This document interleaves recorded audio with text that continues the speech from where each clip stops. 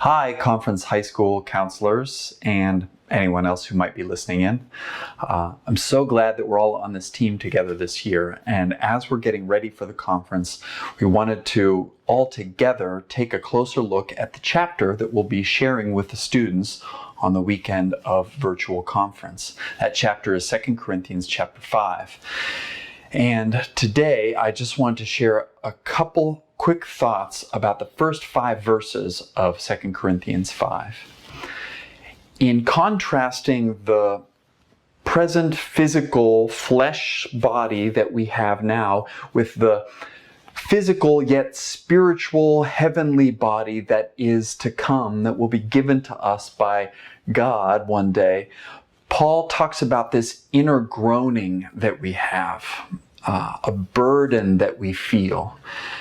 And it's not something that probably even really needs to be explained because you're abundantly familiar with it from all of Western culture from the last 300 years. Art and culture are rife with this idea of a dissatisfaction, that when life is at its worst, there's a longing to somehow be rid of this body, to be away, the sense that this is not what we were created for. And in a sense, what Paul's saying is that's true. This physical existence, good though it is, a blessing though it is for us, temple of the Holy Spirit though it is not our eternal destiny.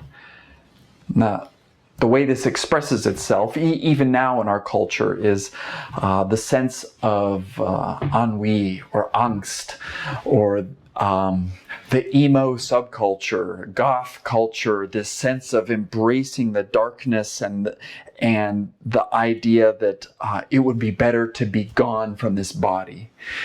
Now, the darker side of it is it can even get to the point where the depression is so deep and the sense of the wastefulness and pointlessness of this body and this life is so bad that we might as well be rid of it. It can lead to suicide, despair. And even among some of the students who may join us, they may be familiar with students that they know or themselves be involved in cutting or mutilating this physical body that we have. And again, what Paul would say is, well, that's an expression of the groaning that we feel, the sense of there's something about this that isn't right.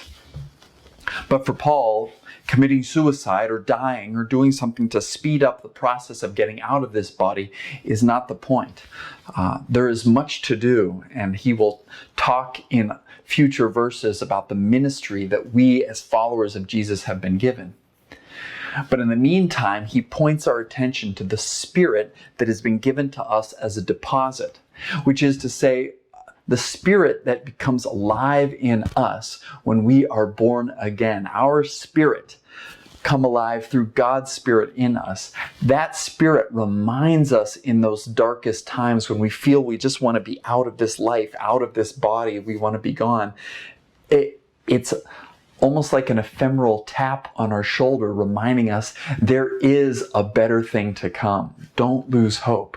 Keep going on, keep working in this body, and know that someday a future, more glorious, physical yet spiritual body will be given to us.